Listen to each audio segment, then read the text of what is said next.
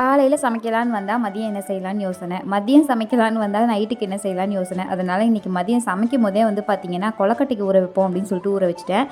Evening எல்லாருக்கும் tea வச்சுட்டு தம்பியும் வந்துட்டானா, தம்பிக்கு பால் ஆற்றி கொடுத்துட்டு அப்படியே அவனை கொண்டு போய் டியூஷனில் விட்டுட்டு வந்த கையோடு அப்படியே சமைக்க ஆரம்பிச்சாச்சு. மதியம் அரிசி ஊற வச்சேன்னு சொன்னேன் இல்லையா, 1.5 டம்ளர் அளவுக்கு நல்ல அரிசி, 1.5 டம்ளர் அளவுக்கு நான் ரேஷன் அரிசி எடுத்திருக்கேன். உங்களுக்கு வேணும்னா நீங்கள் வந்து இட்லி அரிசி கூட சேர்த்திக்கலாம். நான் வந்து ஒரு 2 மணி போல் ஊற வச்சேன், 6 மணி போல் அரைச்சிருக்கேன். அது கூட வரமிளகா சேர்த்து நல்லா அரைச்சிக்கலாம். தண்ணி ஆனாலும் ஒன்றும் கவலைப்பட தேவையில்லைங்க, நம்ம வணக்கி விடுவோம் இல்லையா, அப்போ வந்து ஈக்குவல் ஆகிக்கும்.